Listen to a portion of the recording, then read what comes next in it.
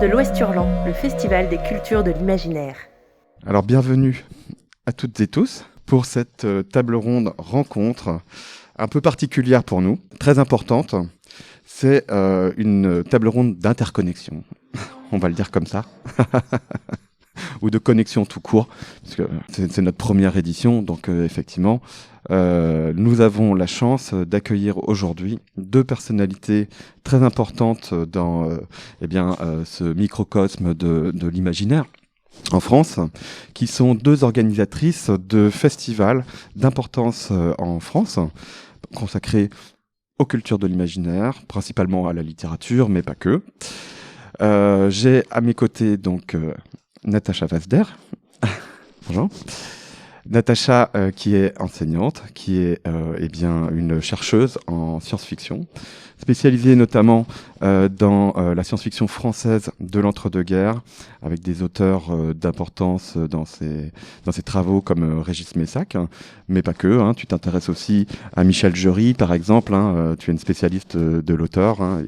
Si vous ne connaissez pas Michel Jury, allez en discuter avec Natacha après. Et donc Natacha dirige un festival qui est assez récent encore, puisqu'il a il a une édition pour l'instant. C'est le festival Hypermonde, qui est je me rappelle jamais du nom de Mérignac. Voilà, c'est à côté de Bordeaux. Ouais, tout à fait. Et qui a connu une première édition déjà fort réussie, puisque vous avez eu à peu près 3000 visiteurs, je crois. Donc vraiment une très belle première édition. Et juste à côté, j'ai Stéphanie Nicot.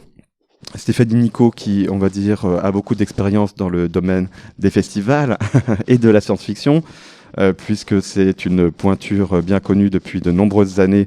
Elle a dirigé notamment la revue Galaxy, elle a été anthologiste, et elle a écrit des essais aussi sur des domaines qui ne sont pas simplement ceux de la science-fiction. Et elle dirige à Épinal le festival le plus important consacré à la fantaisie en France et même en Europe. Et ce festival s'appelle Les Imaginales. Je pense que vous en avez à peu près tous entendu parler, puisque l'aura de ce festival est extrêmement étendue à présent. Et je crois que c'est la 20e édition cette année. 21e, c'est les 20 ans, voilà. Très bien. Et donc nous, ce qu'on proposait à l'Ouest Hurlant, c'était une petite rencontre de présentation justement de ces festivals, et aussi pour montrer que les connexions entre les différents festivals peut se faire, est importante et a du sens. Mais pour tout ça, on va peut-être laisser un petit peu nos invités parler de leurs festivals respectifs, les présenter et nous donner leurs caractéristiques principales. Bon, ça va aller plus vite que Stéphanie, parce que Stéphanie, elle a quand même une très très grande, non seulement expérience, mais c'est quelqu'un qui a une connaissance ultra fine du milieu de l'imaginaire, donc en France, qui est quand même tu es fan depuis longtemps. Depuis longtemps. On va pas dire non, mais c'est important parce qu'il y a aussi quand même un recul, si vous voulez, un recul quand même historique qu'il faut avoir. Voilà. Alors, pour vous parler d'Hypermonde, d'abord, je voulais remercier Xavier parce que je suis très très contente d'être là. Ensuite, je suis complètement solidaire parce que tout ce que l'Ouest Hurlant vit cette année, c'est une première. On ne sait pas s'il va y avoir du monde. On ne sait pas si ça, c'était notre grande terreur l'année dernière, si ça va intéresser les gens, etc. C'est quelque chose qu'on a ressenti de manière très sensible l'année dernière, et voilà, et on est toute l'équipe d'ailleurs, quand j'ai dit que j'allais à l'Ouest Hurlant, me charge de vous donner toutes leurs amitiés pour dire on est complètement avec vous. Ensuite, parce que quand même la façade atlantique, la façade de l'Ouest est quand même très dynamique sur les genres de l'imaginaire, voilà, et on a bien sûr eu les conseils de Stéphanie, et là c'est autre remerciement quand même pour Stéphanie, parce que Stéphanie, quand je lui en ai parlé, D'abord, je travaille pour donc les Imaginales depuis 2015, modestement en tant que modératrice, et membre quand même, oui, du jury, c'est vrai, du prix. Mais voilà, je suis pas en première ligne. Et Stéphanie m'a donné des conseils extrêmement avisés pour justement monter donc le festival Hypermonde. Elle m'a littéralement coaché, formé, donné plein de conseils. Et donc, je voulais la remercier ici publiquement pour ceci. Voilà. Et donc, à Hypermonde, eh bien, pourquoi on a donné quand même ce nom Hypermonde? Parce que c'est important. Voyez, revenir en fait, et je pense que Stéphanie nous dira aussi pour les Imaginales, et peut-être Xavier aussi pour l'Ouest Hurlant. Mais pourquoi trouver des noms d'abord pour un festival, c'est pas si évident que ça. Et donc, nous, on a réfléchi à Bordeaux avec notre équipe, et puis on s'est dit, tout ce qui est en halle, c'est un petit peu quand même. Maintenant, il y a beaucoup de choses. Il y a les Utopiales, les Imaginales, les Aliénales. Il y a beaucoup de noms en halle. Oui, non, ça va pas. Après, on a réfléchi, on voulait l'appeler Métropolis parce qu'on voulait qu'il y ait quand même une dimension historique dans ce festival. Et puis, donc l'institution qui se charge, vous savez, de protéger donc les noms d'auteurs, les noms d'événements, l'INPI, m'a dit, oh non, ça va être trop compliqué, Madame Wasder, vraiment, non, laissez tomber.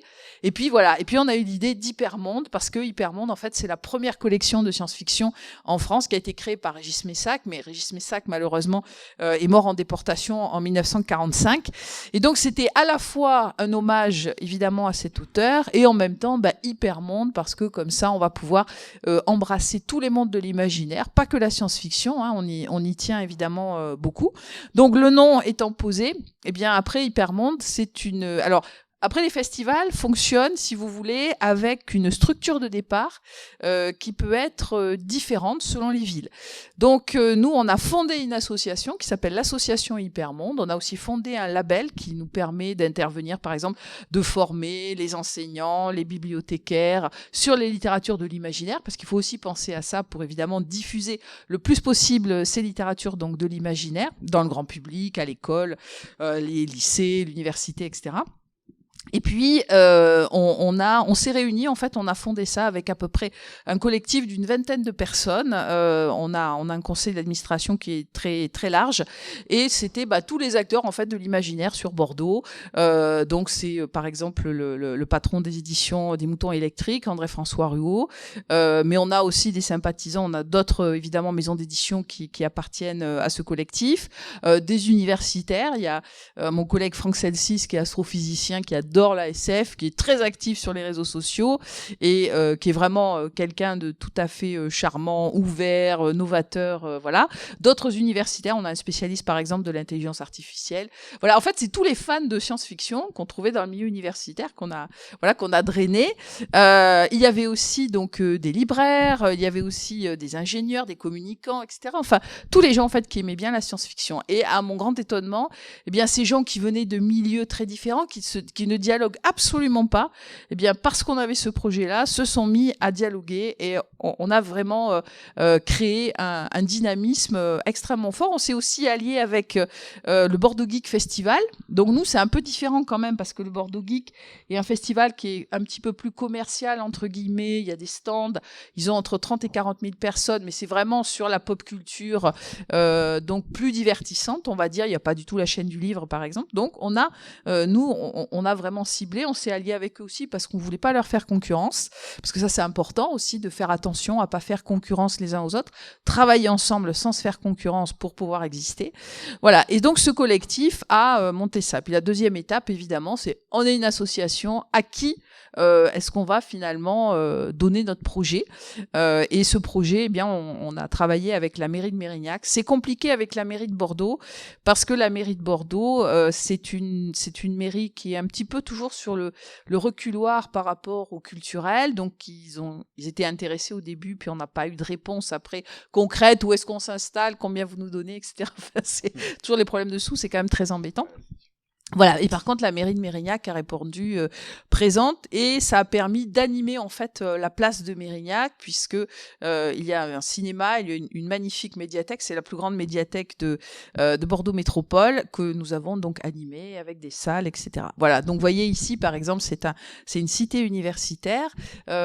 Stéphanie a choisi, elle vous en parlera pour les Imaginales, un lieu ouvert avec ces magnifiques magic mirror, voilà, ces structures en bois superbes. Donc et puis vous avez par exemple les Utopiales, c'est à la Cité des Congrès. Donc un festival, c'est le choix d'un nom, le choix d'un lieu, le choix d'une structure, le choix d'une équipe. Est-ce qu'on travaille ou pas en lien avec la municipalité, avec l'université, avec le rectorat, avec les institutions publiques? Est-ce qu'on fait un festival gratuit ou payant? Les Utopiales, choix d'un festival payant. Voilà. Nous, tous les trois, on a choisi le modèle donc d'un festival gratuit, ouvert à tous. Voilà. Et donc, ça veut dire aussi derrière que il faut aller à la recherche de subventions, de partenaires, de mécènes, pour qu'évidemment proposer au public des animations, voilà, qui soient complètement gratuites. Donc, c'est aussi je pense que c'est aussi voilà, le choix d'un modèle économique va influer sur la structure du festival. Et en même temps, va permettre peut-être de se développer ou pas. Voilà. Donc tout ça, c'est des questions. Vous avez vu, j'espère que vous avez compris que tout ça, c'est des questions qui sont extrêmement complexes parce que vous mélangez des milieux qui parfois ne dialoguent pas du tout. Le milieu de l'entreprise, le milieu certaines institutions publiques, l'université, le rectorat, tout ça, c'est des institutions qui fonctionnent en vase clos. Et un festival, c'est un projet transversal où il va falloir faire dialoguer toutes ces personnes. Parfois, ça fonctionne bien et parfois, c'est compliqué. Voilà. Voilà. Et puis, dernier mot, Hypermonde. Donc, vous avez, je crois, devant, là, on a voilà. On a donc cette année, on a donc cette première anthologie. Alors, on travaille par thématique. Nous, on a choisi la thématique. Merci Xavier. On a choisi la thématique. Et en fait, toute l'histoire du festival est racontée au début dans une interview. Savoir des petites anecdotes, voilà, comment est-ce que l'idée est venue. Et donc notre festival se veut vraiment embrasser, je dirais, tout le domaine culturel de l'imaginaire, avec la littérature qui est vraiment le cœur, mais aussi tout ce qui est production donc cinématographique, évidemment puisqu'on est en lien avec un cinéma, les jeux vidéo aussi, parce que Bordeaux c'est vraiment une ruche créative en termes de jeux vidéo. Donc, on est partenaire avec tous les studios de jeux vidéo. Et voilà, travailler aussi sur les séries, la BD, les mangas, etc. Et nous avons 4 librairies. Et un fait dont je suis relativement fière quand même, c'est que la librairie Mola, qui est la première librairie de France quand même, très grande librairie à Bordeaux, a insisté pour être partenaire. Alors que nous démarrons à peine, et alors qu'ils ne sont pas à la foire du livre de Bordeaux, qui s'appelle l'Escale du livre. Ils ont refusé de travailler avec la mairie. Vous voyez, donc ça, c'est des signes qui pour nous sont importants, et Mola, c'est vraiment un partenaire important parce qu'ils ont toujours soutenu les littératures de l'imaginaire. Ils ont un rayon qui est vraiment important, et ça, c'est, vous voyez, c'est le genre de partenariat qui est très important pour un festival. Voilà. Et sur le fond, écoutez, l'année prochaine, cette année, ce sera sur les utopies et futurs enviables. Voilà. Donc, je vais passer la parole, maintenant que j'ai bien parlé, à Stéphanie. Merci. Bonjour, donc comment présenter les Imaginales? Faut peut-être repartir aussi de l'histoire et de la conception, parce qu'un festival, je dirais, c'est une âme, je mets des guillemets, mais c'est un esprit, une conception, et c'est ça qui fait après qu'un festival se développe et touche un public et le rassemble. En fait, ça remonte, comme l'a dit Natacha, à loin, c'est-à-dire que moi je suis une jeune fan de SF dans les années fin des années 70, 78, 79. C'est là que j'ai découvert, moi je suis plutôt une culture, alors je fais Hippocagne, Cagne, latin, grec, enfin bref, la culture un peu classique de l'époque. J'aime beaucoup certains grands auteurs, je suis une fan de Yourcenar, je considère que c'est une immense écrivaine et que elle a un style certes classique, certes qui n'est plus le style des écrivains d'aujourd'hui, mais qui continue à avoir une extraordinaire lisibilité. Et je pourrais citer plein d'auteurs, Calvino, les auteurs anglo-saxons, voilà. Moi, on m'a fait découvrir cette littérature classique, traditionnelle, mais comme j'étais un peu curieuse, vite, j'ai regardé, grâce à des libraires à qui je rends hommage, j'ai découvert la littérature internationale, et j'ai trouvé très vite qu'à part des gens, en effet, comme Yourcenar, qui racontaient des histoires, beaucoup d'auteurs français étaient, on va dire familièrement, un peu chiants à l'époque, un peu pénibles, et du coup, je suis tombé assez tardivement, j'avais 21-22 ans, un peu par hasard, je vais pas vous raconter, ça n'a aucun intérêt ici, sur la science-fiction, pas très bonne, mais c'était tellement nouveau, tellement sense of wonder, comme disent nos amis anglo-saxons, le sens de l'émerveillement, que au bout d'un certain nombre d'une vingtaine de livres, je trouvais quand même que c'était pas bien écrit. Après, j'ai découvert que c'était traduit à la hache, qu'ils ont tronçonné un tiers. J'ai lu des dicks dans leur première édition française où ils avaient enlevé entre 30 et 40% du texte, quoi. Donc évidemment, mais malgré tout, c'était intéressant. Mais bon. Et un ami m'a dit, oh là là, faut pas que tu lises ça, faut que tu lises Le Maître du Haut-Château, faut que tu lises, évidemment, voilà. Et puis j'ai découvert Christopher Priest, et puis j'ai découvert Ursula K. Le Guin, la grande autrice américaine de SF et puis aussi de fantasy. Voilà, c'est comme ça que j'ai fait ma culture. J'ai fait un petit fanzine au lieu de travailler à l'université à l'époque avec un ami qui est décédé, à qui j'ai rendu hommage, Régis Tidgat. Sans lui, je serais sans doute pas là. Et j'ai regardé la revue Fiction, qui était la grande revue de science-fiction de l'époque, depuis 53.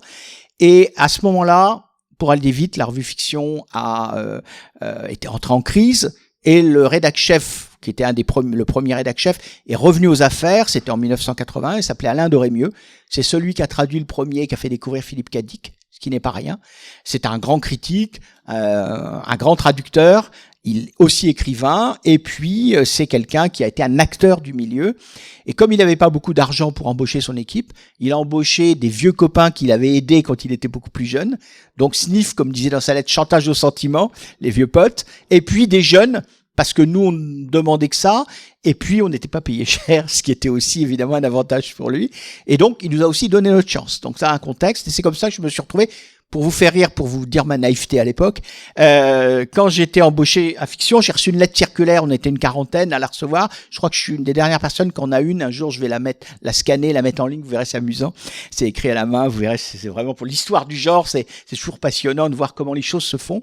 Et donc, Régis Tidgat, qui m'avait mis en contact, qui avait fait un fanzine, qui m'avait permis de me faire un peu connaître, me dit « Oh, quand même, c'est honteux, t'aurais pu me le dire. » De dire quoi? Bah, que tu étais maintenant dans le comité de rédaction de Fiction. Je lui dis, qu'est-ce que tu me racontes? Oh, fais pas ça. Et hop, il ouvre le truc. Et comité de rédaction, je vois mon nom. En fait, je dis, je veux bien aider. J'avais pas du tout compris que c'était une offre d'embauche. Je me suis retrouvé sans le savoir, membre du comité de rédaction. Bon, je devais être pas trop nul. Et donc, au bout d'un moment, je me suis retrouvé, peu importe, c'est la suite. Voilà. Voilà comment je suis rentré dans le milieu de l'imaginaire. Beaucoup par hasard, par de belles rencontres. Évidemment, ça m'a marqué. Ça veut dire que ça a construit, sans doute avec d'autres choses, ma famille, des choses comme ça. Ça a construit ma vision des choses. Je crois au travail en équipe. Je crois à la bienveillance, pas avec les salopards, mais je crois à la bienveillance en règle générale avec des êtres humains. Après, il y a des gens qui sont à peine des êtres humains, mais ça, c'est autre chose. Surtout par les temps qui courent, on en voit un certain nombre. Mais on a aussi le fait de travailler en équipe. J'adore faire mes propres projets, mais j'adore travailler en équipe. J'ai fait des essais et j'en prépare un autre en collaboration. Je fais des anthologies, donc je publie les autres. Voilà, j'aime ça. Et donc, quand j'ai voulu construire un festival, je me suis dit, c'est comme ça qu'il faut le construire. Rassembler des équipes. C'est ce que d'ailleurs, c'est aussi pour ça qu'on est ensemble. C'est parce que vous faites à votre façon, différemment d'une autre génération, mais vous faites les choses dans cet esprit-là. Et c'est en ça, on va en parler après, qu'on se retrouve et qu'on a envie de faire des choses ensemble. Et donc, à l'époque, c'était quand même encore mal vu. Les littératures d'imaginaire, elles n'étaient pas aussi influentes. Aujourd'hui, vous rencontrez des gens qui ont 35, 40, 45, 50 ans et qui sont formés à ces écoles-là, qui sont formés à ces genres-là et qui ont, par certain nombre d'entre eux, des postes de responsabilité. Et donc, ils peuvent aider. Ils peuvent faire avancer les choses. Et c'est ça qui a transformé complètement les choses. C'est que quand j'allais voir des gens, des cadres ou des gens qui avaient du pouvoir, sauf exception, ils m'envoyaient paître, ils se moquaient, franchement, faut faire des choses un peu plus sérieuses, etc. dans la vie, sinon vous ne réussirez pas. Et voilà. Et à un moment donné, on a commencé à rencontrer des gens. Maintenant, c'est facile, vous allez voir des entreprises. Vous leur dites, voilà, je m'occupe de science-fiction. Ah, c'est intéressant. Vous traitez quel thème? Et voilà. C'est quand même très, très différent. Et donc, on arrive à avoir des budgets, des moyens, des soutiens, et tout ça facilite les choses. Dans les années 2000, à la fin des années 90, début des années 2000, c'était pas encore ça. Donc, j'ai créé une revue de science-fiction qui s'appelait Galaxy en 96, avec quelques-uns des plus grands de ce milieu, un des meilleurs traducteurs, Jean-Daniel Breck, un très très bon novelliste, il n'a pas eu le temps d'écrire beaucoup de romans, c'est dommage, Jean-Claude Duniac, un acteur connu du milieu de l'imaginaire, et puis voilà, et donc j'ai publié la plupart des grands écrivains français, mais aussi étrangers. Et c'est comme ça que j'ai fini par les connaître quasi tous. Au moins par lettres, parce qu'à l'époque on envoyait des lettres pour faire les contrats, bah, c'est vraiment le monde d'avant. Et du coup, ce réseau-là, quand j'ai eu envie de créer un festival, il était là. Alors ça n'a pas été simple, pour aller vite, parce que un festival, il faut trouver des contacts, il faut trouver des soutiens, il faut trouver le bon endroit.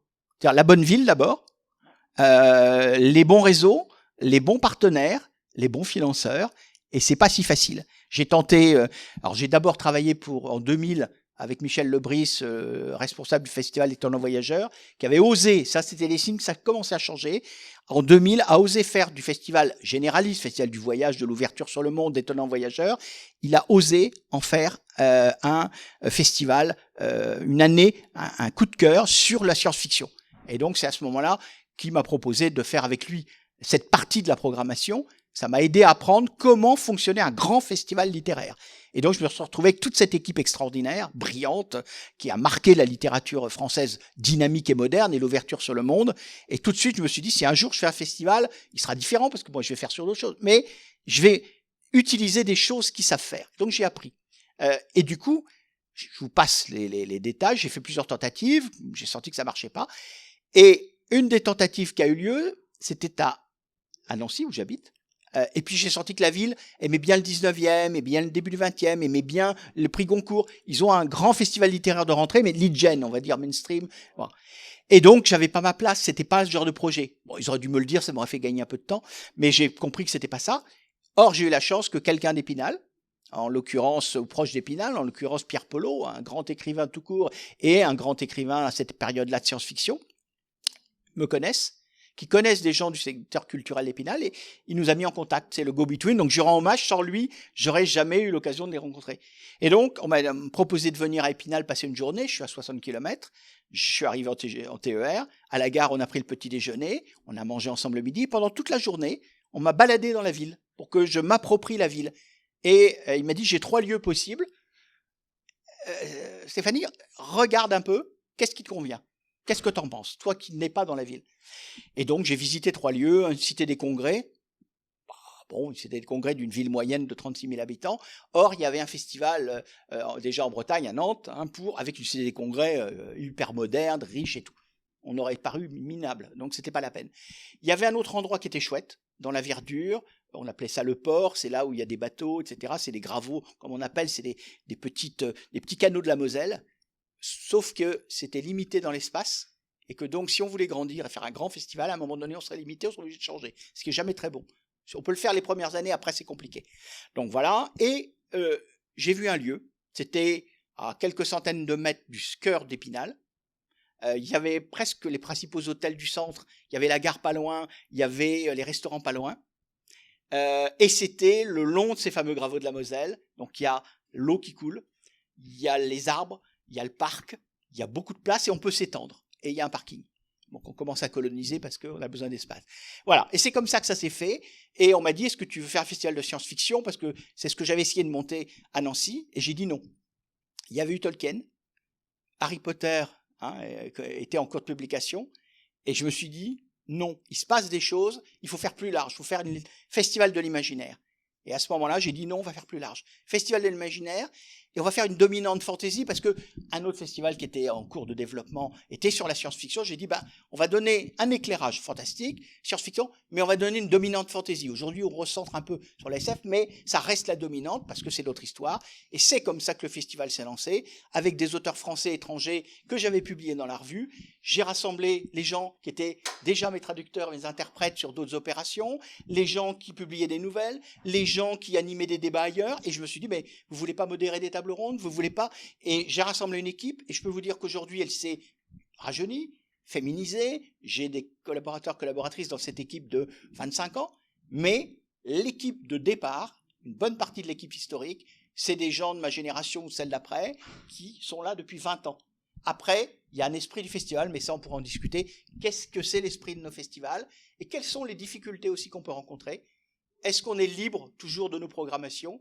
Ou est-ce que, dans un contexte politique pas toujours facile, les menaces de censure existent? Je dirais, pour déjà annoncer la couleur, que ceux qui traitent les autres de woke, en général, c'est ceux-là qui censurent la littérature. Et je dirais que je suis évidemment indigné, comme quasi tout le monde, par l'invasion de l'Ukraine.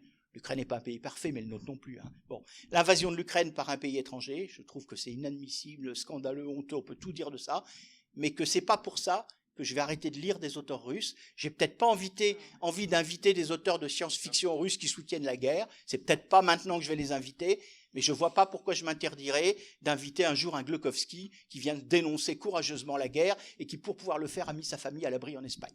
Un mot pour parler de ça, parce que ça c'est important. Avec une association universitaire cette année, nous avions invité Andrei Matkin, qui est naturalisé français, un des plus grands écrivains français qui soit, qui est évidemment d'origine russe, et donc le maire de Bordeaux, Pierre Urmic, a refusé de remettre le prix. C'est un petit prix, un petit prix universitaire parce qu'il était d'origine russe. Et moi, je suis comme Stéphanie, je suis fondamentalement, parce que quand même les écrivains russes depuis le début de leur histoire, c'est quand même des gens qui se sont beaucoup bagarrés, et notamment en science-fiction et dans l'imaginaire. Pensez par exemple à Zamyatin, qui est mort en exil, par exemple, donc en 1937. Ce sont des gens qui se sont toujours beaucoup bagarrés contre le pouvoir autoritaire russe, quel qu'il soit. Et il faut soutenir évidemment cette création. Mais vous voyez, c'est juste, c'est une actualité que j'ai eue il y a 15 jours pour vous dire que le rôle du politique est quand même très important dans les festivals. Je soutiens à 100% cette analyse. Alors, on n'a pas d'auteur russe à la programmation, mais je vous rassure, c'est pas de la censure. Bah, bien sûr. Mais oui, tu citais Glukhovski, mais c'est vrai qu'il y a une grande tradition, en plus de la science-fiction en Russie. Les rapports entre la France et la Russie ont été très très importants aussi. Il y avait Alexis Tolstoï, par exemple, aussi, qui a beaucoup compté dans cette littérature russe de genre, voilà. Et donc, pour recentrer un petit peu effectivement sur ce qui nous intéresse aujourd'hui, peut-être déjà que je peux parler aussi un peu de l'Ouest hurlant, pour compléter un petit peu ce panel. Je reviens effectivement sur ce que disaient Stéphanie et Natacha sur l'expérience qui s'accumule et ce développement des littératures de l'imaginaire et des cultures de l'imaginaire qui est de plus en plus important et fécond en plus, parce que les frontières s'explosent complètement. Et Stéphanie disait que effectivement il y avait eu par exemple une édition spécialisée sur l'imaginaire à Étonnant Voyageur il y a à peu près 20 ans maintenant. J'y étais, voilà, mais j'y étais en tant que fan, en tant que lecteur. Évidemment, on pouvait pas louper ce genre de manifestation. Donc ça marque quelqu'un comme moi qui est très amateur de ces littératures-là depuis tout jeune. Donc instinctivement, ça donne aussi des envies, des envies profondes même de faire des choses pour ces littératures-là, de se battre pour ces littératures-là, ces cultures-là, pour qu'elles soient vraiment intégrées à la culture globale, j'allais dire, ce qui n'est pas toujours encore le cas. Et je pense que on fait partie de ces générations intermédiaires qui, effectivement, comme vous disiez, ont grandi maintenant avec ces cultures-là, se sont forgés avec ces cultures-là, et on fait beaucoup de choses entre-temps. C'est-à-dire, par exemple, moi je prends toujours l'exemple des librairies, et des librairies spécialisées en science-fiction, en fantasy, fantastique. Il y a encore 20 ans, elles n'existaient quasiment plus. Il n'y en avait quasiment plus. On peut penser qu'il y en a peut-être jamais eu avant, mais il y en a eu aussi. Il y avait la Balance à Paris qui est extrêmement importante. Oui, l'Atome, voilà, tout à fait. Où Boris Vian, par exemple, faisait ses emplettes, voilà, avec son club des aventuriers. Et j'insisterai effectivement sur ce point-ci, que les librairies sont des lieux où se façonnent énormément de choses et se façonnent énormément d'événements. Moi, pendant 20 ans, j'ai été libraire spécialisé dans plusieurs librairies, mais principalement à la librairie critique à Rennes, où effectivement, quand j'ai commencé, j'étais encore à l'université, et je suis passé quasiment de l'université à la librairie, parce que dans cette librairie, j'ai découvert que en fait, il se passait plein de choses avec des amateurs de science-fiction. Moi, je venais de ma campagne de Guingamp. Bon, bref, voilà. Exactement, en avant Guingamp, je l'ai pas encore dit aujourd'hui. Et oui, tout à fait, qui s'appelle Oneri, qui est là sur le festival, qui fait du steampunk. Elle est vraiment super. Elle a été stagiaire aux Imaginales, d'ailleurs. Et c'est vrai que quand j'ai découvert un petit groupe à Rennes qui formait les mercredis de l'ASF, à l'époque ça s'appelait les mercredis de la science-fiction, étonnamment, c'est devenu les MIR plus tard, les mercredis de l'imaginaire rennais. Voilà, donc c'était simple. Et puis en fait, au fur et à mesure des années, eh bien, je me suis rendu compte que les gens qui y participaient sont devenus, pour beaucoup en fait, des personnalités de ces cultures-là. On a Christophe Duchet dans la salle qui, par exemple, a beaucoup participé, a été justement dans le comité de rédaction de fiction pendant des années, avec moi d'ailleurs. Vous avez par exemple David Kefelec qui maintenant s'occupe chez Albin Michel de toutes les questions numériques et des livres numériques, et travaille en étroite relation avec Gilles Dumay qui est directeur de la collection Albin Michel Imaginaire. Et vous en avez d'autres, vous en avez plein d'autres, comme ça il y a plein d'exemples. Et moi je fais partie de ce processus avec ce point fixe en fait qui était la librairie. J'étais fan, je suis resté dans la librairie, j'ai même arrêté mes études pour travailler dans cette librairie où en fait j'avais découvert le paradis, quoi. Et en fait au fur et à mesure des années, j'ai développé plein de choses, mon côté auteur, mon côté éditeur, je suis devenu éditeur aussi. Et puis je suis tout le temps resté libraire en même temps. Et c'est un réseau qui s'étend au fur et à mesure des années. Et c'est là qu'est la force en fait d'être libraire entre guillemets, c'est qu'on rencontre toutes ces personnes et que ces personnes, elles ont des choses à nous dire. Et elles ont des envies, elles ont des besoins. Et c'est comme ça que j'ai pu rencontrer aussi des personnes comme Corentin qui est en train de murmurer à l'oreille des bénévoles. Voilà, qui est un des grands porteurs du projet, notamment sur l'espace grand public, et que j'ai rencontré à la librairie. Enfin, je l'ai connu même tout petit, d'une certaine façon, puisque son père était client de la librairie où je travaillais.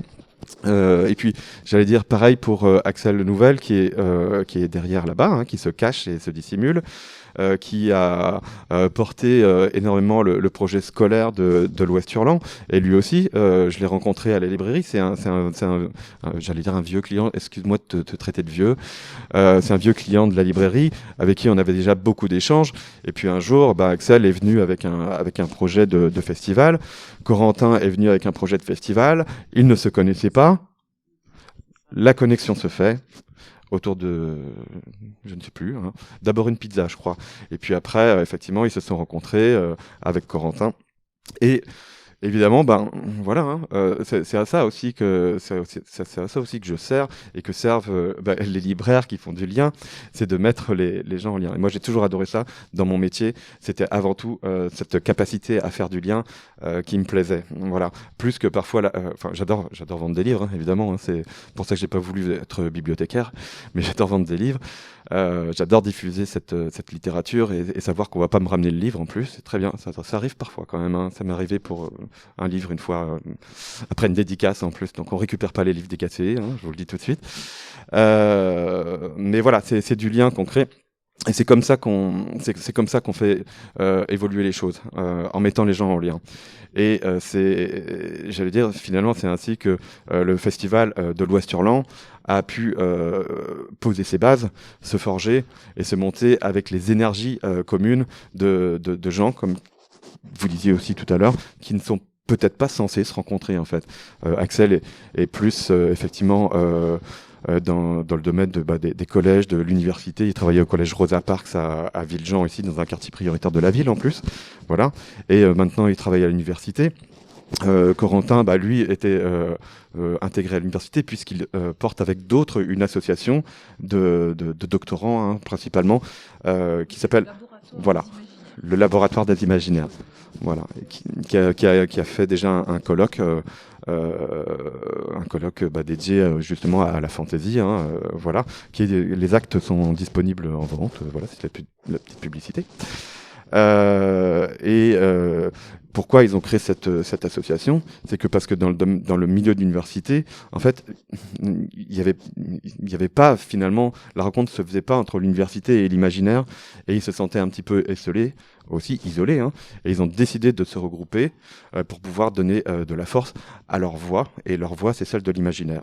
Voilà. Et c'est ainsi que naît finalement l'Ouest Hurlant, et que vous pouvez être là aujourd'hui à participer à ce festival. Donc, toutes ces conjonctions font que, et bien évidemment, nous, on travaille aussi dans le collectif et dans l'esprit du collectif. Eh bien, c'était une étape obligée pour nous de nous intéresser aux autres festivals pour trouver des connexions avec les autres festivals, pour mutualiser éventuellement des idées, des événements.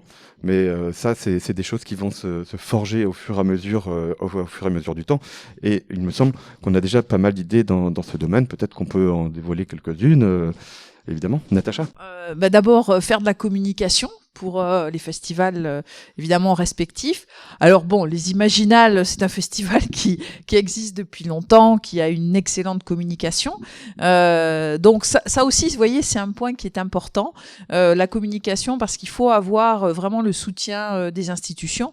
Tu parlais de l'université, et ça c'est un point qui est important aussi, dont il faut prendre conscience, parce que Stéphanie disait, il y a une génération là où c'est plus facile parce que les gens sont effectivement des fans de l'imaginaire, hein, et c'est un petit peu ça aussi quelque part qui nous réunit, hein. On fait partie tous de ce qu'on appelle donc le fandom, avec donc des spécificités. À l'université quand même, on est la deuxième, vous voyez, moi j'ai une 50aine d'années, donc je suis la deuxième génération en fait de chercheurs à l'université sur la science-fiction, la troisième derrière nous, et moi maintenant je fais un rôle vraiment de passeur pour ça. La troisième génération, eh bien pour eux se poseront pas la question, la fantasy, la science-fiction, les jeux vidéo, hein, ce qu'on appelle le domaine vidéoludique, va faire partie en fait des meubles et seront donc des objets d'étude, et ce n'est pas du tout le cas avant. C'est-à-dire que nous on a dû se battre pour imposer justement ces littératures de l'imaginaire, ou tout ce domaine-là en fait culturel comme étude, en fait comme sujet d'étude de la recherche. Voilà. Et donc c'est bien parce que là aussi ça veut dire que la génération après nous, eh bien ça va encore plus peut-être faciliter la création, les liens, les réseaux, voilà. Et je pense qu'il faut, voyez, les festivals, c'est aussi un lieu de passage, un lieu transgénérationnel.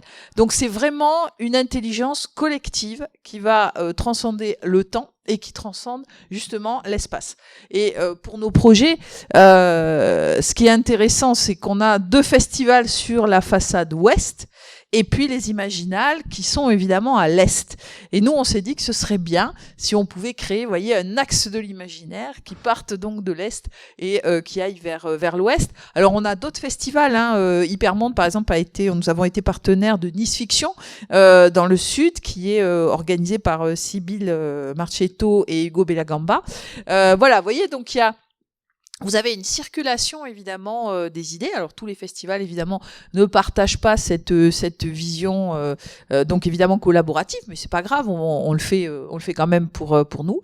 Donc la communication, et puis peut-être bien partager des invités, partager des expositions, parce que les expositions ça coûte quand même très cher, et donc quand il y a un festival qui justement investit dans une expo, c'est bien aussi que les autres festivals puissent en profiter, parce que ça veut dire que derrière il y a moins d'argent dépensé pour ça, hein. L'argent c'est toujours quand même le nerf de la guerre, il faut y penser, voilà. Et puis peut-être bien travailler aussi, je vais passer la parole à Stéphanie à ce sujet, sur aussi un partage d'auteurs. Oui, parce que alors c'est pas des projets nouveaux en fait. Il y a déjà pas mal d'années, j'avais envie de collaborer avec d'autres structures, d'autres festivals. Il y a 20 ans, lorsque les premiers ont tenté de se créer, et puis bon, il y en a un qui a réussi dans la région, on le connaît, hein, pas besoin de le développer, mais j'y avais des amis. Et en fait, moi, j'ai pas réussi, comme je vous l'ai dit, la première tentative à Nancy a échoué, c'est-à-dire qu'on avait des conventions restreintes. Ensuite, on a lancé les Galaxiales, déjà. Là, le monde est, voilà, c'est pour ça qu'il faut changer, que c'était bien d'avoir l'Ouest Hurlange, vous avez bien réussi, et Hypermonde aussi, rompre un peu, parce que sinon, ça fait un peu, hein. Voilà, les Galaxiales. En fait, parce que, ouais, c'était, non, pas terrible. Et donc, on avait créé, en fait, je vous l'ai raconté tout à l'heure, la revue Galaxy, et en 96, et on s'est dit, on fait une convention pour mieux lancer notre revue dans notre petit milieu, et comme ça a bien marché, qu'ils avaient personne pour l'année suivante, les conventions, des petites réunions entre 100, 150, 200 personnes, hein, mais c'est vraiment le milieu, et c'est sur inscription payante, c'est cher, donc c'est vraiment des spécialistes, des fans, c'est un noyau dur.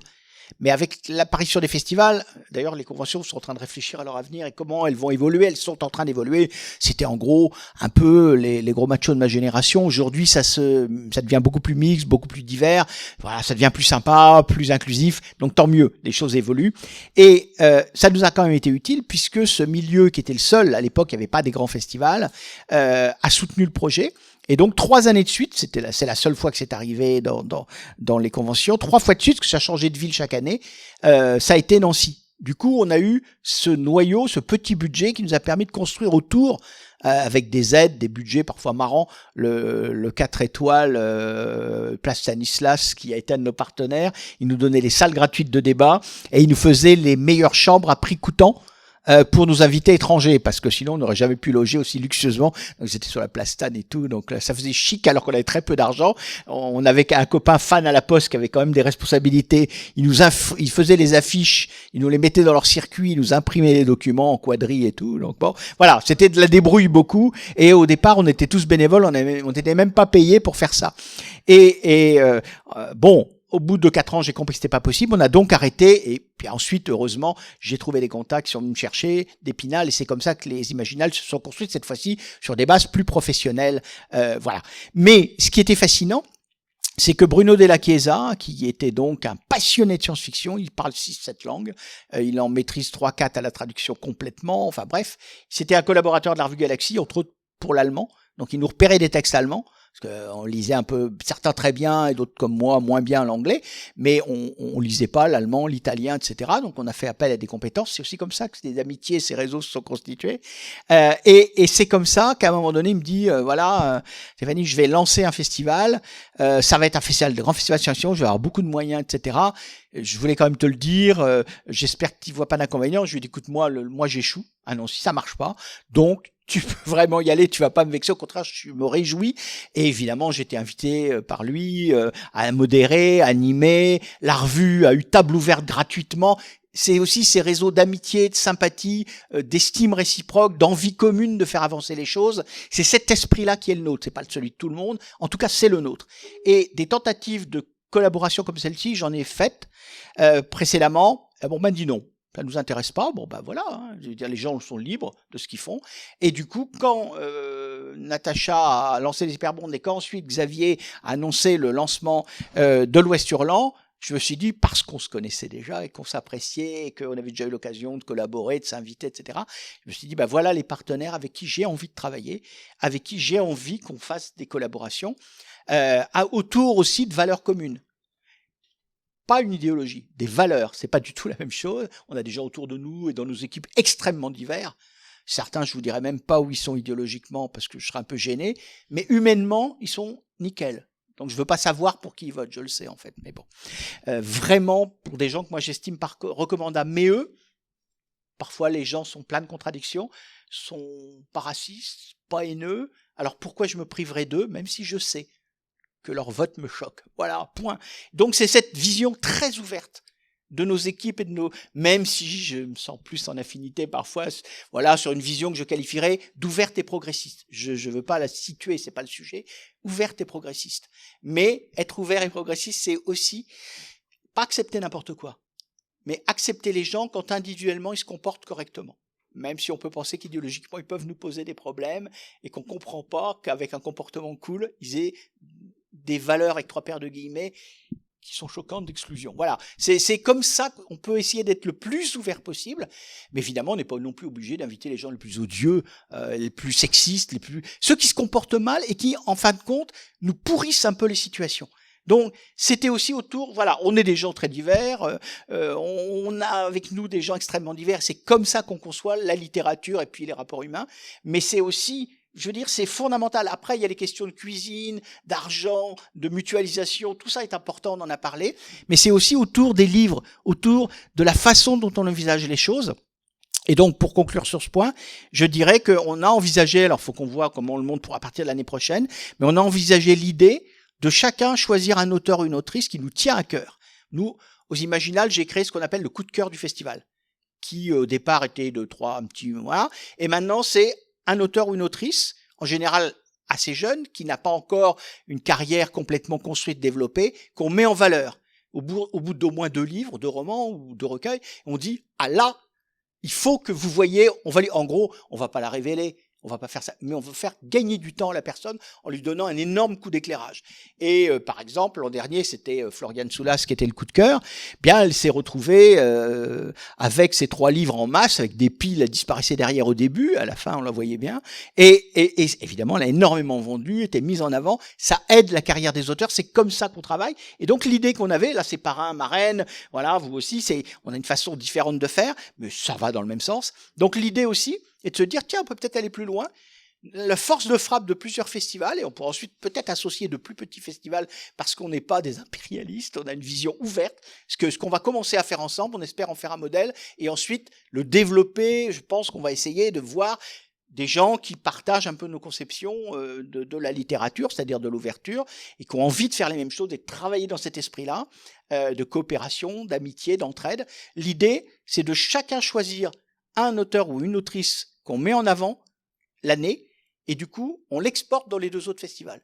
C'est-à-dire que si Xavier me dit, après il faudra qu'on signe la convention, qu'on fasse les choses, mais si Xavier me dit, moi, cette année, c'est machin sur lequel, machin sera invité aux Imaginales, quel que soit le thème et tout, et il sera invité à Mérignac, aux Hypermondes. Et de la même façon. Ça veut dire que comme ça nous permet de faire tourner 3 auteurs qui vont se faire, s'ils sont invités par l'un, celui qui aura l'étiquette entre nous, hop, il fait les 3. Et donc, là aussi, c'est une façon de soutenir, d'aider, et en particulier, Pierre Bordage n'a pas besoin de ça, la jeune génération des auteurs et des autrices. Et je pense que c'est plein d'idées, on en a plein d'autres, mais il faut qu'on... Et puis, je suis sûr que chacun d'entre nous, on aura une particulière originale qui vendra ensuite gratuitement aux autres. Je voulais juste aussi dire que par exemple, c'est vrai qu'on est très sensible à ça aussi, mais sur les chartes, par exemple, on aimerait bien travailler ensemble sur les chartes, notamment les chartes de bonne conduite, etc. Voir comment on peut faire évoluer aussi ça sur les festivals, parce que effectivement, il faut protéger les auteurs, les autrices, il faut protéger les festivaliers, il faut protéger les bénévoles, etc., etc. On a vu ces dernières années que, c'était des questions qui devenaient de plus en plus sensibles et auxquelles nous on est aussi très sensibles. Donc je pense qu'à terme, on va aussi beaucoup travailler sur ces questions. Oui, d'ailleurs, sur ça, vous voyez, c'est une question sensible, parce que quand on a créé, Stéphanie a eu a eu évidemment cette expérience-là un peu malheureuse aux Imaginales, et donc nous on a regardé ça quand même, se dire est-ce qu'on fait une charte ou pas. Nous on s'est posé la question à Hypermonde. Bon, finalement on a décidé de ne pas faire de charte parce que pour l'instant en tout cas, on a trouvé que ce serait peut-être un petit peu lourd à gérer, mais par contre on est extrêmement attentif, on a formé tous nos bénévoles. Je dirais pas qu'on a un service de sécurité, mais il y a dans notre équipe des gens qui ont ce rôle-là au sein du festival, et on a un accueil évidemment qui fonctionne très bien, et les bénévoles font très très attention à voir bien sûr toutes les situations qui pourraient éventuellement poser problème aux festivaliers ou bien sûr aux auteurs et aux autrices. Voilà, donc une surveillance en fait accrue, une prise de conscience vraiment que c'est quelque chose qui ne doit absolument pas arriver. Voilà, on est très strict là-dessus, et ce sont des valeurs qu'on porte. La parité aussi, c'est une valeur qui est importante, vraiment. On y tient. C'est d'ailleurs pour ça qu'on a un parrain et une marraine, ou une marraine et un parrain. Cette année, alors je vous le dis quand même, je vous le dis un petit peu là en avant-première, mais nous aurons donc Hélène Kushner, l'écrivaine américaine de fantasy, et Serge Lehmann comme marraine et parrain. Voilà, l'année dernière, on a eu Catherine Dufour et Pierre Bordage, parce que Pierre Pierre est quand même du Verdon, et donc on voulait absolument qu'il soit présent pour cette première édition. Donc c'est très important, avec quand même une difficulté quand même, qui est que statistiquement, notamment dans la science-fiction, il y a quand même moins d'autrices que d'auteurs, et donc on va vraiment essayer de chercher. Puis on voit, évidemment, ça va se développer avec la nouvelle génération, d'où cette importance accrue pour les jeunes auteurs.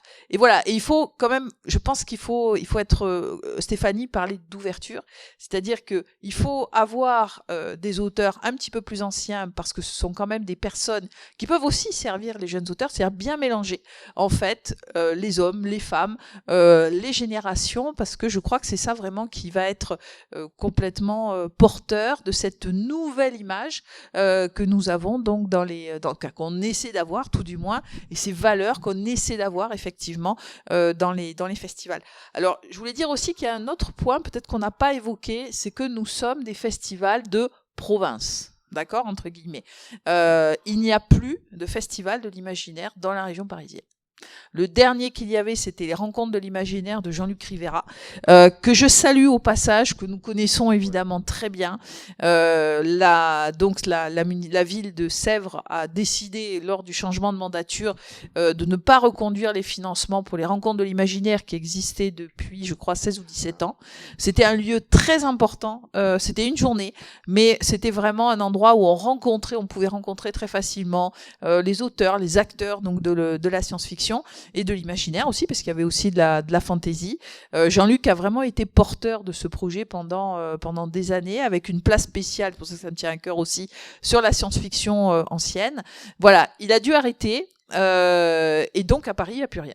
Voilà. Et en fait, le dynamisme, il se retrouve où ? Il se retrouve en province. Voilà. Ça, c'est peut-être un signe des temps aussi, je ne sais pas. Mais dans tous les cas, vous voyez, nos villes, en fait, portent justement ces projets. Alors, je pense quand même que, et ça aussi, c'est une autre ouverture, et je l'ai dit hier d'ailleurs dans la table ronde sur les projets politiques et les sociétés. Je pense qu'il va falloir que les politiques s'intéressent aux littératures de l'imaginaire et à tous les projets, toutes les idées. C'est vraiment un laboratoire d'idées. Pour l'instant, c'est pas le cas, et à travers les festivals, je pense qu'il va falloir un petit peu les tirer vers nous. Bon, ils nous donnent des sous, d'accord, c'est bien, mais c'est pas suffisant. Il faudrait qu'on aille au-delà, peut-être qu'on aille les former. Bon, ça, c'est peut-être un vœu pieux ou une utopie. Voilà, et qu'ils viennent aussi. Voilà, enfin, qu'ils se contentent pas de boire le jus d'orange à l'inauguration et de dire oh, c'est très très bien. Oui, je reprends pas tout ce que vous avez dit tous les deux, mais je partage complètement votre avis. Après, c'est plus ou moins facile, tout dépend dans quel cadre on agit aussi, parce que on en parle rarement en public, mais c'est des enjeux aussi importants de savoir quelles sont les structures et quel est le cadre et où est le pouvoir.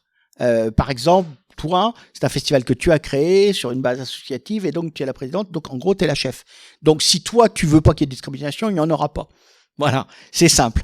Rennes déjà, c'est plus institutionnel, mais avec quand même beaucoup d'éléments de liberté. Et puis, bon, on peut le dire entre nous, Rennes est quand même une ville assez ouverte, on va dire ça comme ça, parfois un peu remuante, mais en tout cas une ville assez ouverte où quand même, je pense qu'il n'y a pas de force suffisamment importante pour imposer des censures, en tout cas de façon significative. Et ça, évidemment, moi j'ai dormi 3 fois 6 heures. J'étais fatigué, mais j'avais plein de projets que j'étais en train de boucler, dont la programmation des prochaines Imaginales et dont la nouvelle anthologie qui s'appellera Afrofuturisme. Et je vous laisse découvrir dans quelques jours le sous-titre. Ça sera en librairie le 17 juin. C'est des nouvelles afro-futuristes, afro-centrées, écrites en majorité par des auteurs français et 2 autrices étrangères sur donc les thèmes afrofuturistes, et aussi quelques auteurs français dont les coups de cœur qui se sont coulés dans ces thématiques, même s'ils sont blancs, c'est pas interdit aux blancs. Par contre, ils l'ont fait avec ouverture, intelligence, respect et travail, c'est-à-dire qu'ils ont vérifié qu'ils employaient les bons termes, qu'ils n'étaient pas. Et je remercie entre autres Katie Stewart, qui est une des invitées ici, qui est une autrice de talent, qui est aussi dans cette anthologie, même si elle se réclame pas de l'afrofuturisme, mais elle a écrit une histoire afrofuturiste. Et Katie a accepté avec beaucoup de compétences professionnelles et de gentillesse, pour une somme totalement symbolique. Donc je tiens à le dire, c'est quasi du bénévolat. C'est vraiment une aide précieuse qu'elle nous a apportée, qui est de relire les textes des auteurs français, blancs, qui n'étaient pas nécessairement plongés dans cette tradition, cette histoire personnellement, mais qui avaient envie de faire des chouettes textes. Il s'agissait évidemment pas de leur donner des ordres, évidemment pas de les censurer. Ils ont gardé jusqu'au bout le final cut, la totale liberté, mais d'ailleurs, à 95%, ils ont tout intégré parce que, ah oui, merde, j'avais pas vu que si je me mets à la place d'un personnage noir, bah oui, je peux pas parler comme ça parce que moi, j'ai réfléchi comme un blanc et j'ai pas, et donc, hop, top, c'est juste des petits trucs. Et du coup, ça renforce la qualité des textes. On nous fait croire que c'est les vilains censeurs. Ben non. Quand l'auteur a le final cut, il prend ses responsabilités. Mais c'est comme quand vous faites un roman de science-fiction où il y a un peu d'astrophysique.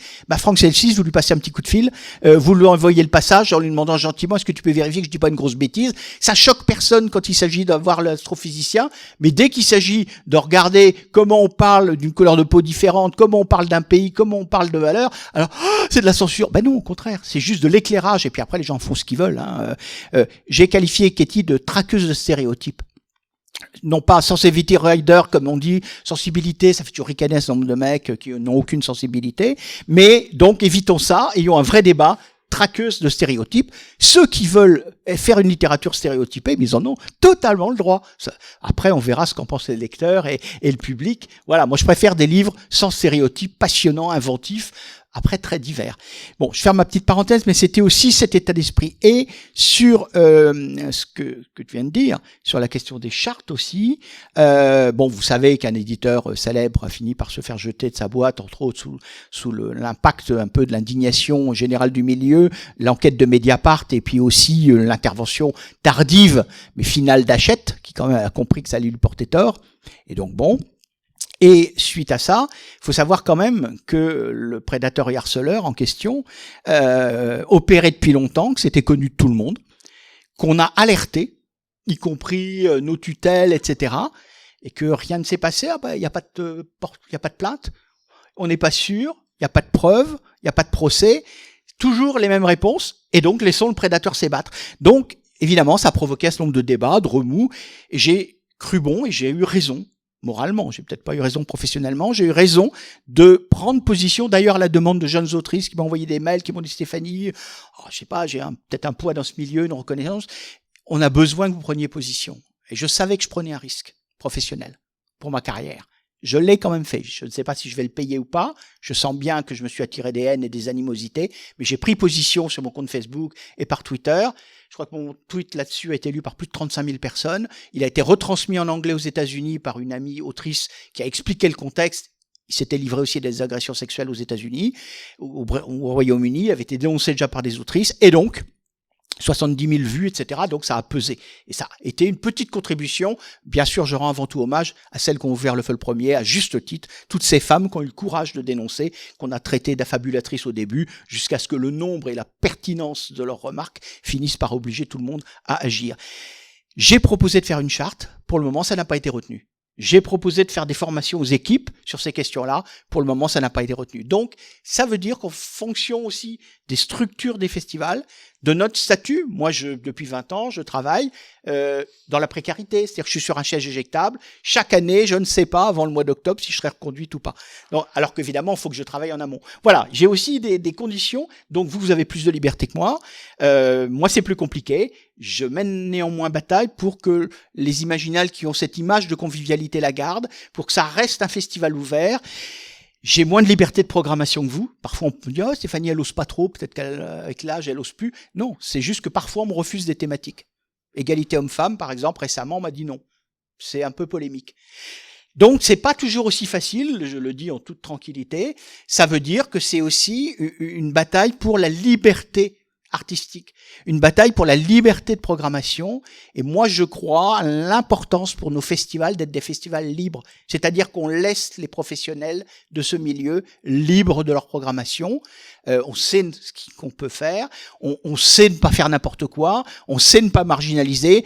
Je crois que 20 ans après, quand on a 45 000 visiteurs aux Imaginales et la réputation qu'on a, je crois qu'en tout cas, on peut peut-être m'attaquer parce que je suis une femme. On peut peut-être m'attaquer parce que je suis lesbienne. On peut peut-être m'attaquer parce que je suis transgenre, j'ai pas toujours été une fille, mais on peut certainement pas m'attaquer sur ma compétence professionnelle, donc je la défends, et à côté de mes amis, en tout cas, je suis fier de faire partie d'un mouvement littéraire et culturel qui porte très majoritairement ces valeurs, et je crois qu'il faut les défendre ensemble. Bravo Stéphanie. Juste un mot pour dire que la liberté, ça se paye en fait. Vous voyez, c'est-à-dire que nous, on a créé à Hypermonde une association pour rester totalement libre de nos choix de programmation.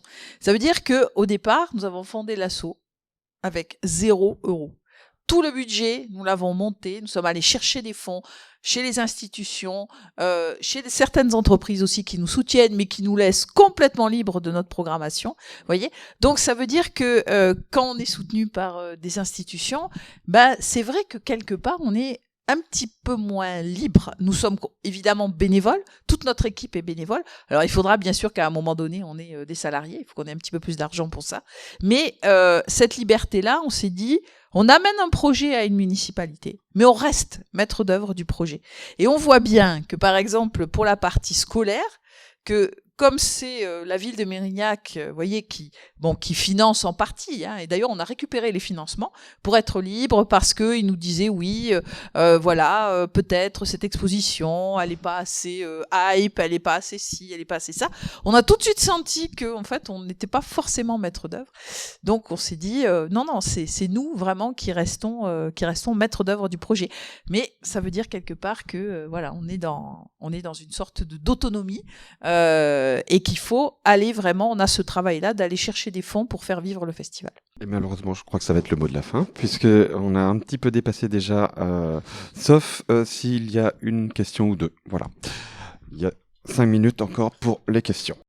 Bravo pour ces festivals qui sont avant tout une belle aventure humaine aussi, hein.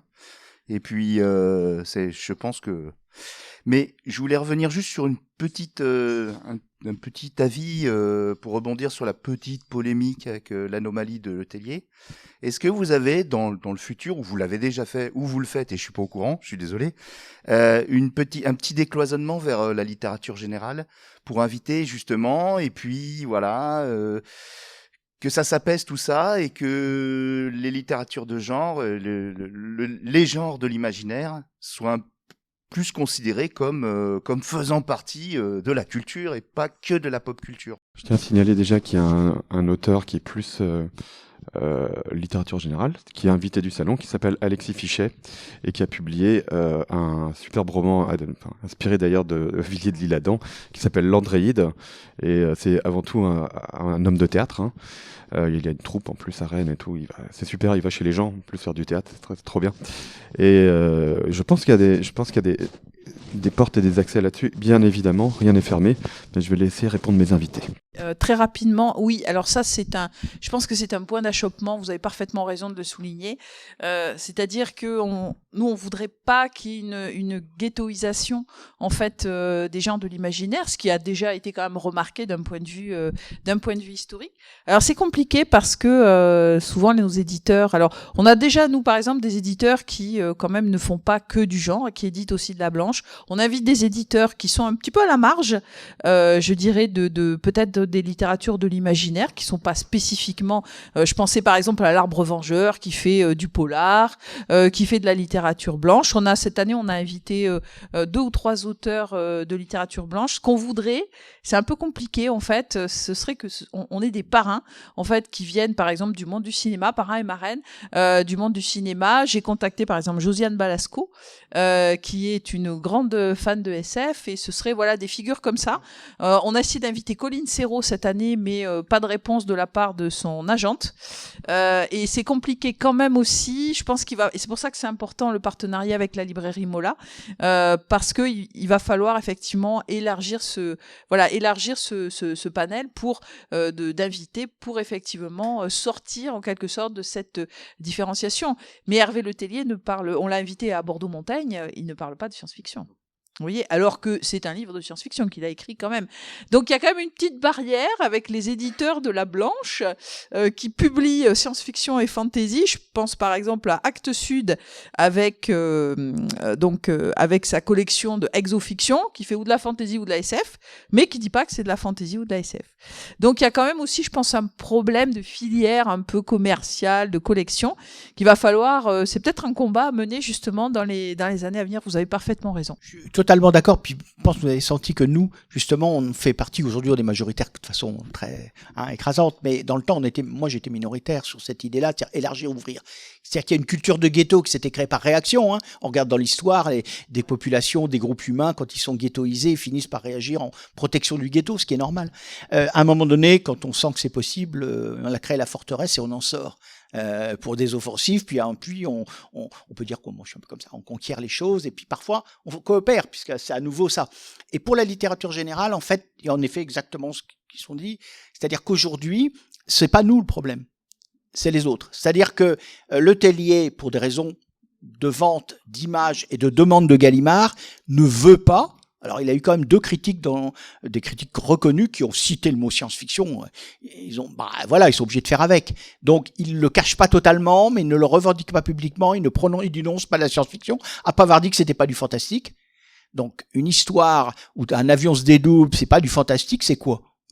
Ça peut être que de la SF, quoi, clairement. En plus, Hervé Letellier, bon, je sais qu'il se moque de nous, mais tout simplement, j'avais fait une anto qui a pas vu le jour, qui était une anto chronique sur la Révolution française. Et j'ai pas eu assez de textes, j'étais obligé d'arrêter, parce que j'avais 4 textes, bon d'ailleurs, dont un excellent texte d'Hervé Letellier, qui était pote avec des copains de la science-fiction, et Hervé Letellier, les papous dans la tête et compagnie, on l'entendait, on voyait bien qu'il était dans ces trucs nonsensiques, la SF, il adore ça. Simplement, on lui a dit, tu déconnes pas, tu vas te faire inviter dans les briefs, tu vas te faire inviter, t'as le Goncourt, on arrête les conneries si tu veux le Goncourt, et si ensuite tu l'as et tu fais, voilà, ça fait partie de stratégie. On cloisonne les littératures. Moi, je vois bien, Gallimard n'est pas partenaire, par exemple, de notre festival, veut pas filer d'argent, alors ils sont très rares, Gallimard a toujours été radin, ça c'est connu, mais en plus, ils veulent pas. Parce que même s'ils ont Folio SF, ils veulent pas trop de pubs dans les festivals d'imaginaire, alors qu'il y a un vrai lectorat, parce qu'ils veulent pas. Moi, j'ai demandé un service de presse du bouquin de Letellier en me présentant artiste des Imaginales, gna gna gna. J'ai jamais reçu.